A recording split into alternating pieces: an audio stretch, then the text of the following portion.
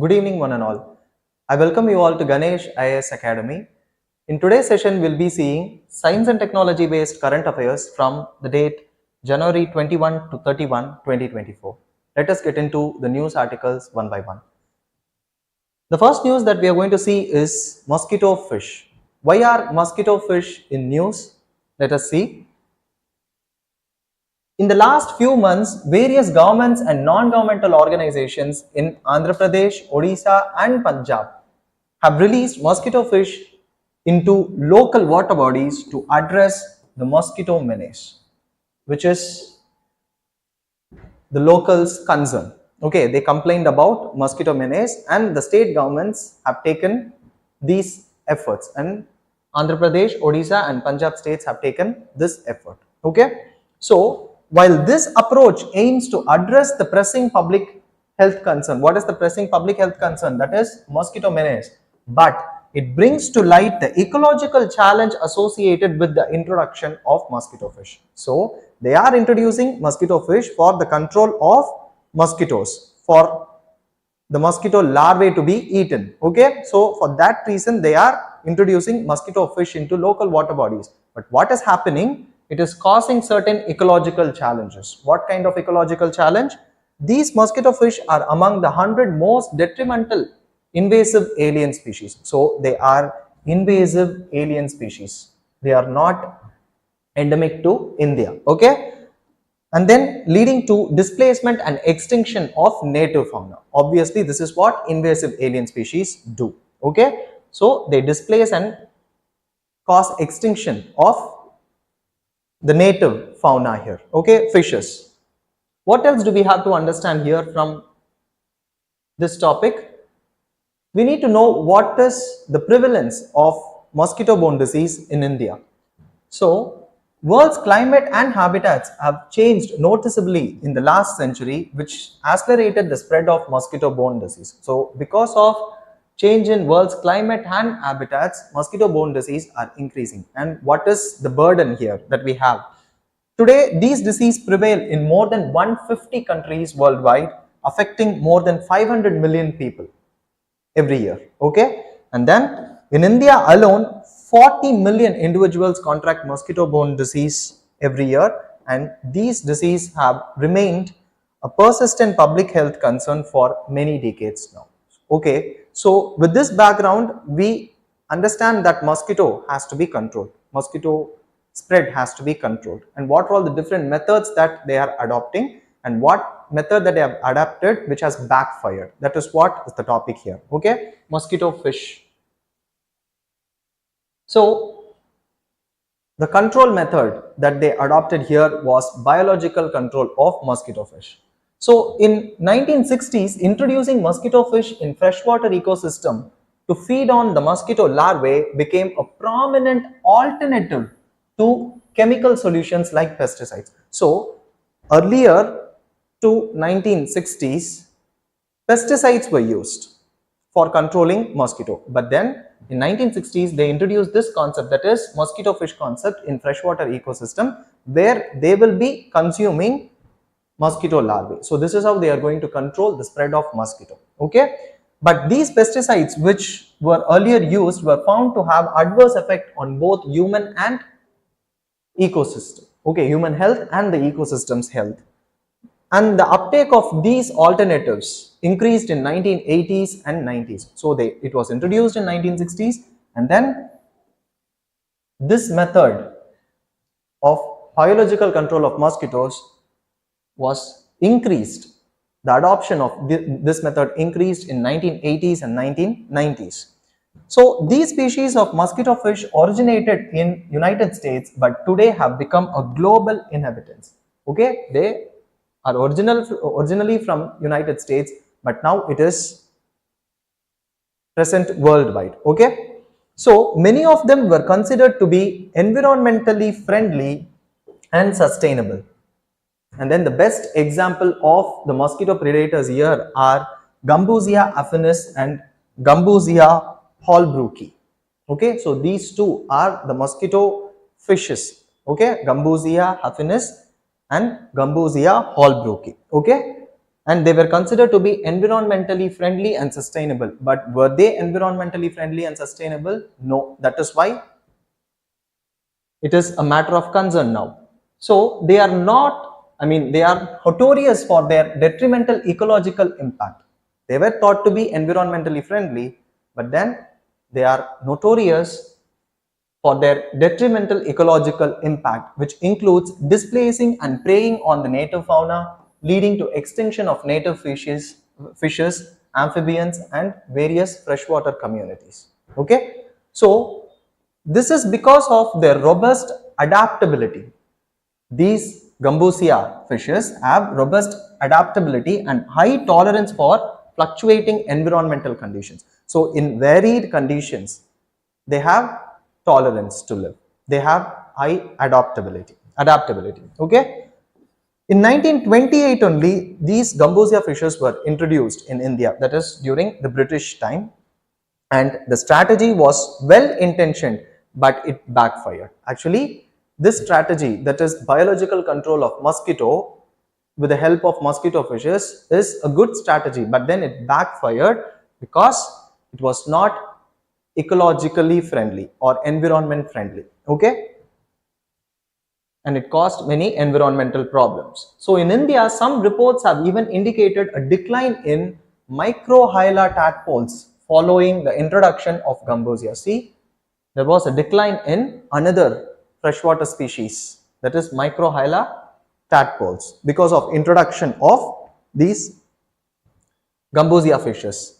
And World Health Organization has stopped recommending Gambusia as a mosquito control agent in 1982 itself.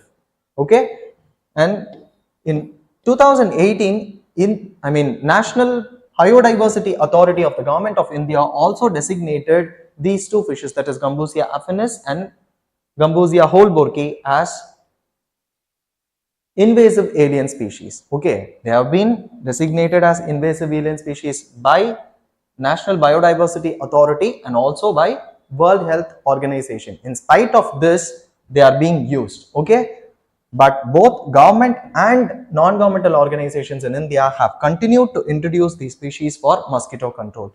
Thus, what is needed now? More stringent enforcement measures are crucial henceforth. Okay, so we should stop using these fishes because they are causing environmental problem, ecological problems. Okay, though they are helpful from one end, from other perspective and from other angles, they are being very detrimental to the environment. Okay, so this is what we need to understand from this particular topic, that is mosquito fish.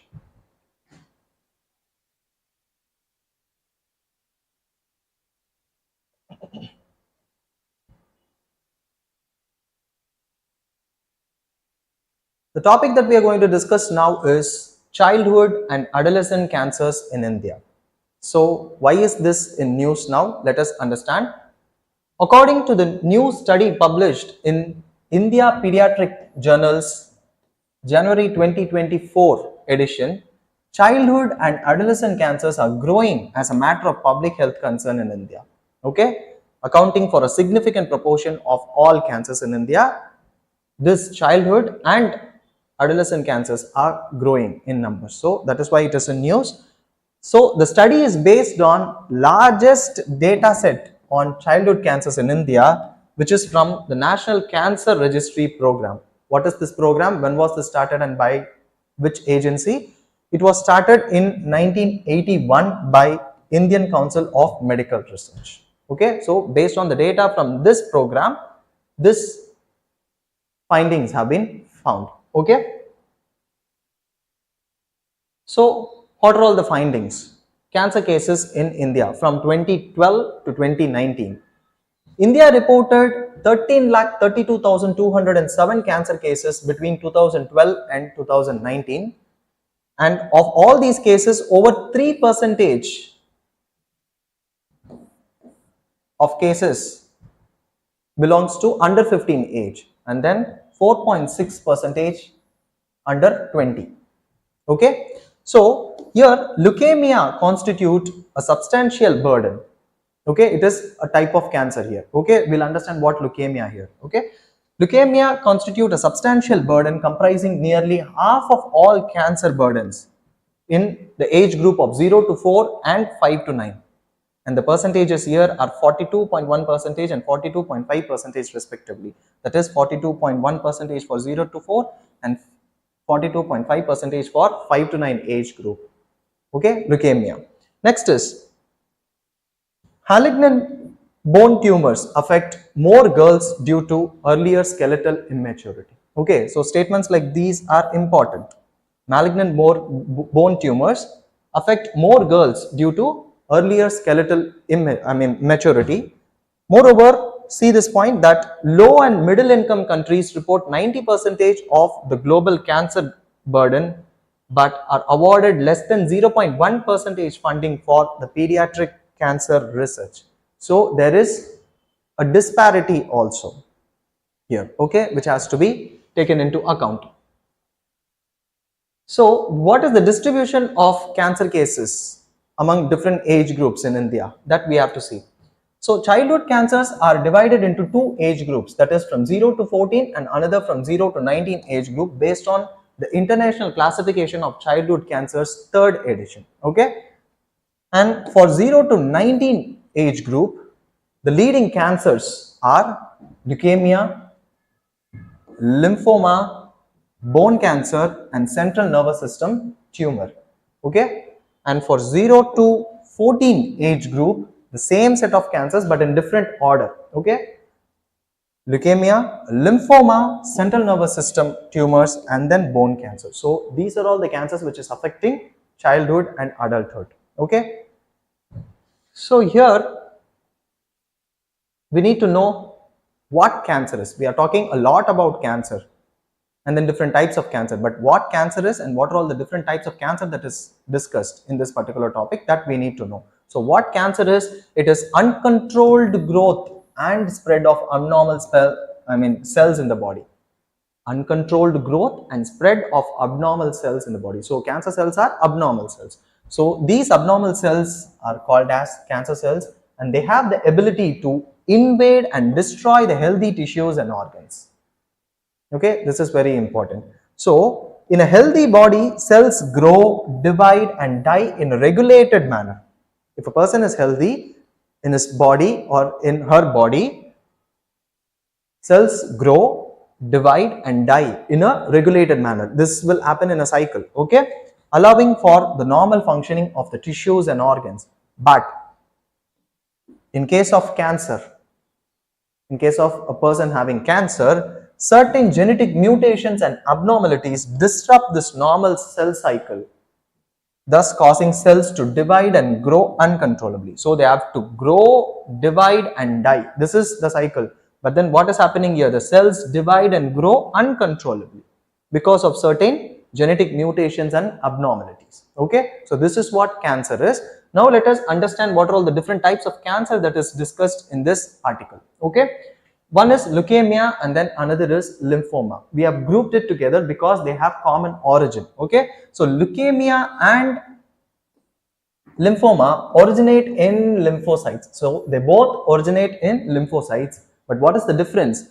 Leukemia typically originates in the bone marrow and spreads through bloodstream.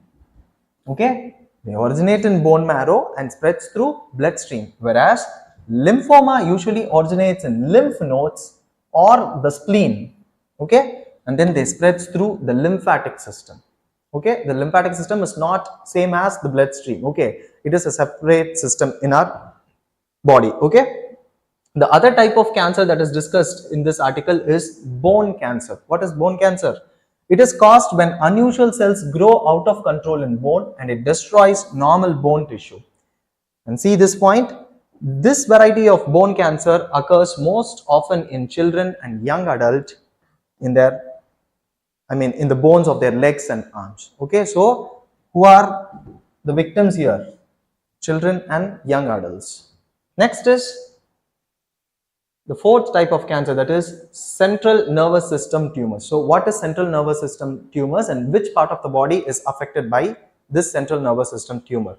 So this tumor occurs when abnormal cells form in brain and spinal cord. So when abnormal cells are forming in brain and spinal cord, that is called as central nervous system tumor. And this CNS tumor can be either cancerous or benign, and both these types need medical care. Okay, so a cancerous tumor is malignant.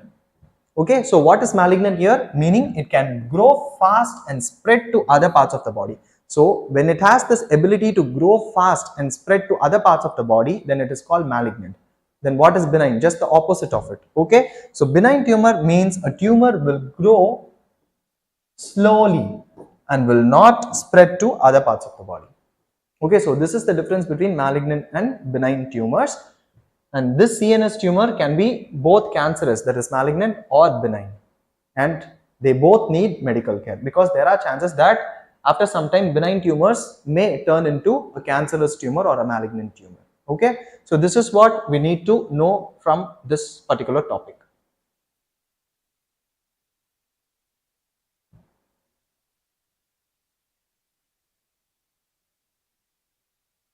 The topic that we are going to discuss now is chirally AI chip. What is this chirally AI chip? Let us understand this in detail. Recently, the Digital University Kerala has introduced Kerala's maiden silicon proven artificial intelligence chip, that is AI chip, called as chirally AI chip, that offers speed, power efficiency and scalability for various applications. So here we need to understand in detail about what are all the different applications of AI chip, what is AI chip, and what other applications do they have. All these details we must have to know. And what is this chirally? Chirally means anything which has Kerala as its origin or which is related to Kerala is called as chirally generally. Okay, so chirally means something related to Kerala or which has Kerala as its origin. So which means Kerala's AI chip, chirally AI chip. Okay, so what is AI chip here? Artificial intelligence chip. How is it different from other chips? Okay, it is a specialized integrated circuit designed to handle artificial intelligence task. Okay, that is why it is called AI chip. And then this chip leverages edge intelligence. So what is edge intelligence? It includes edge computing, okay, or edge AI to deliver high performance and low power consumption for a wide range of applications. So high performance is there, at the same time low power consumption is also there.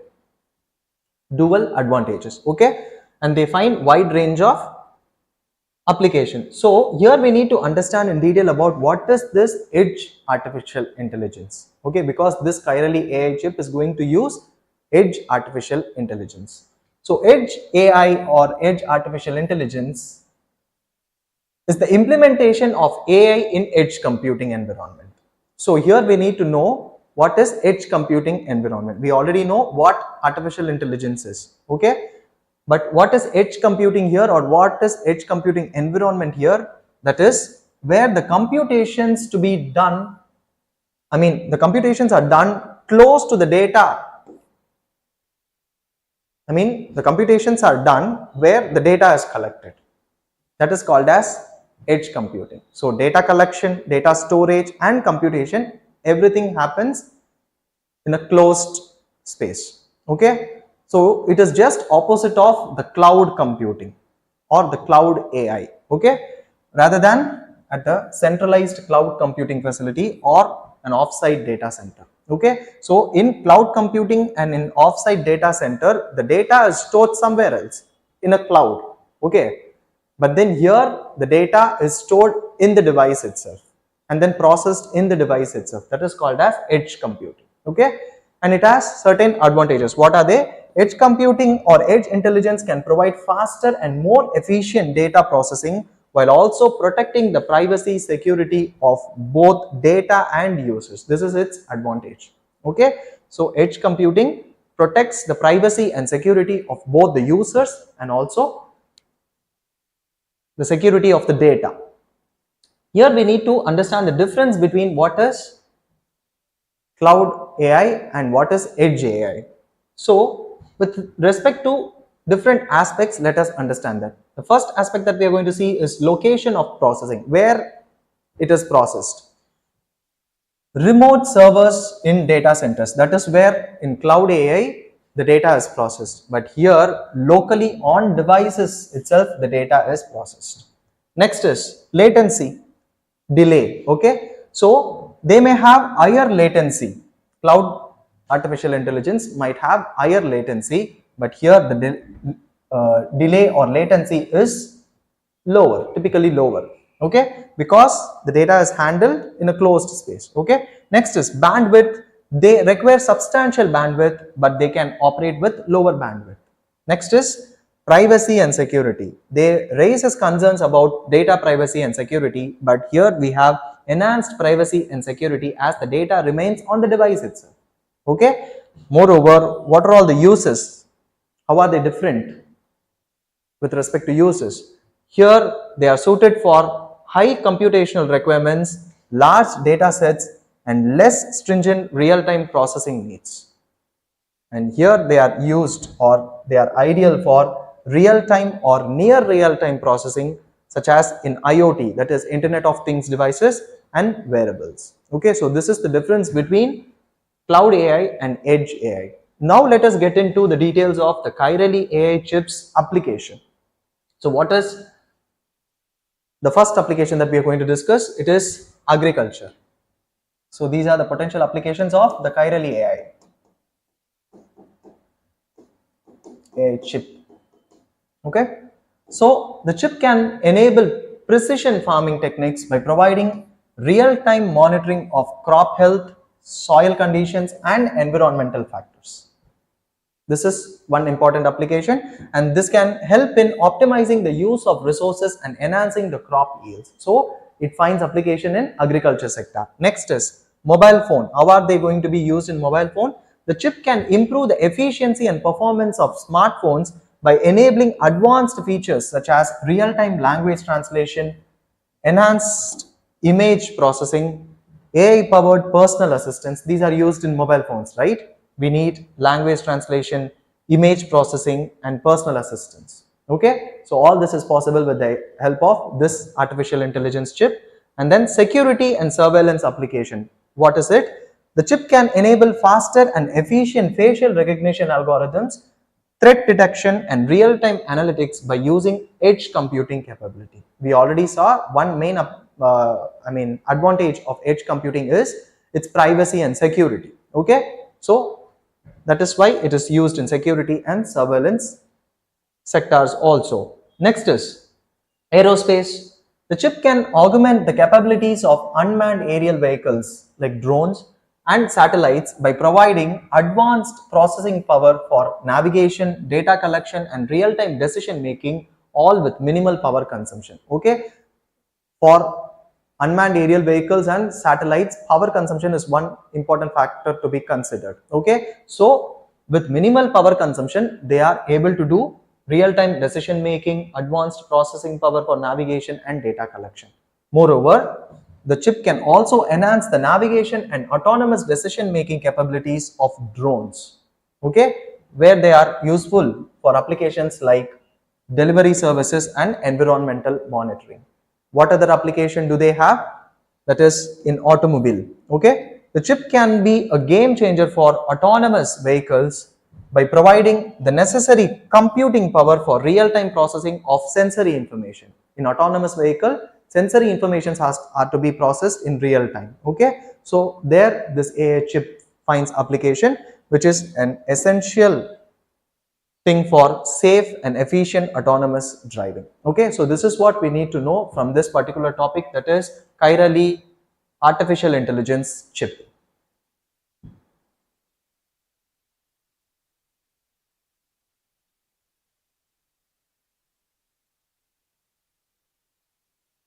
The topic that we are going to discuss now is light emitting diodes. So why are light emitting diodes or LED in news? Let us understand this, and in this particular topic we will be discussing in detail about the working of light emitting diodes. So why are they in news?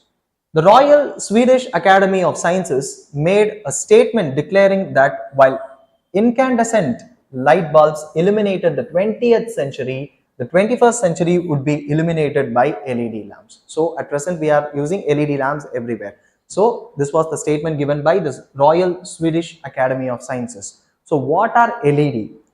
Light emitting diode. So before getting into the part of light emitting, let us understand what diodes are. Then only we can understand how they are able to emit light. Okay. So what diodes are?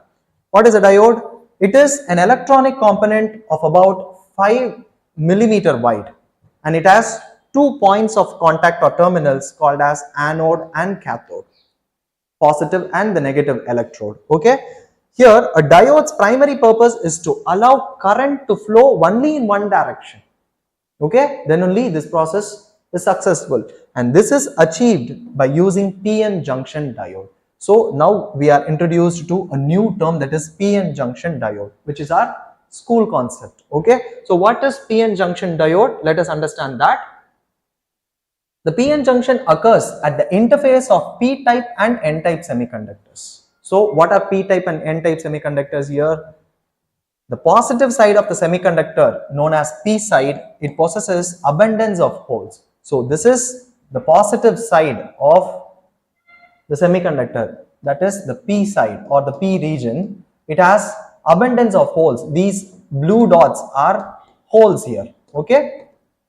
So we need to understand what hole is. Next is the negative side contains abundance of electrons, and it's called N side or the N region. Okay, so the negative side of the semiconductor is referred to as N side, and it contains excess or abundance of electrons. Okay, so these black dots are electrons.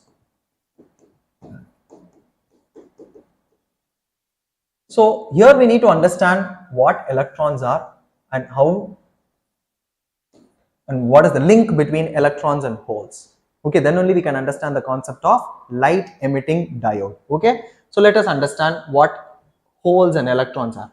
Electron, we all know, it is a subatomic particle with a negative charge that can exist either in a bounded state or in a free state. Okay, they can either be bound to an atom or they can be in a free state.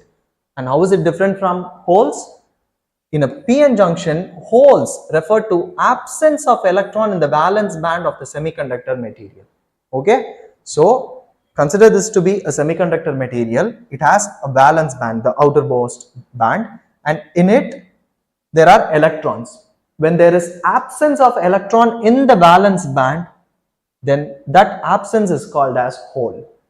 Okay, so it is the absence of electrons in the valence band of the semiconductor material. Okay, so how does this happen? When an electron from the valence band moves to the higher energy level, that is conduction band. So when the electron from the valence band moves to the conduction band, the higher energy level, it leaves behind a vacancy in the valence band, which is called as hole. Okay, so it leaves behind a vacancy in the valence band. That vacancy is called as hole. Okay. And what is band gap here? The energy difference between these two states is called as band gap. Very simple. Okay, so a band gap is the energy difference between the highest occupied and the lowest occupied electronic states in the material. Okay, the highest occupied and the lowest occupied electronic states, the difference between these two is called as band gap. Okay, so this is how it happens. When heat energy is passed or some light energy is passed, the electron is excited from the valence band to the conduction band, creating hole. Okay, and what is LED here? We have almost come to understanding what LED is. What is LED? LEDs are semiconductors that can emit light when electric current passes through them. And how is this happening? Inside the diode's PN junction, that we already know what PN junction is. Inside the diode's PN junction, the electrons have more energy than holes. Okay, electrons will be having more energy than holes. And this higher energy possessing electrons, when they move back to the holes, they emit the energy that they have.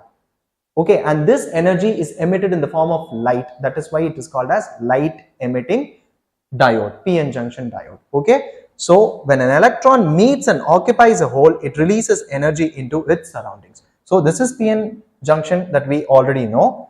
and the electrons from the higher energy state, from the conduction band, when it moves to the valence band, in valence band they have holes. Okay, so these electrons will be occupying the holes which they only left. Okay, so holes, they are moving back to holes, and in that process the energy is released, and this energy is released in the form of light, that is light emission here. So light emitting diode, it is done by the PN junction diode. So this is how LEDs work. Okay, I hope this is clear.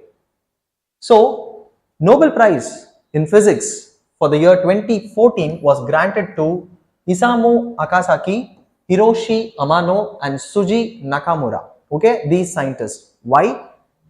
Their achievement was recognized for their invention of efficient blue light emitting diode. Okay, blue LEDs. A breakthrough that paved the way for creation of bright and energy efficient white light sources. That is because earlier red and green diodes were existing, but for white light to be present, we also need blue LED. So the lack of blue LED prevented the creation of white light, and with the invention of blue LEDs, this was made possible, and that is the reason why they have been given Nobel Prize. Okay, for the year 2015 in physics category. Okay, so this is what we need to know about this topic, that is LED. Now we have understood what LED in detail. Okay.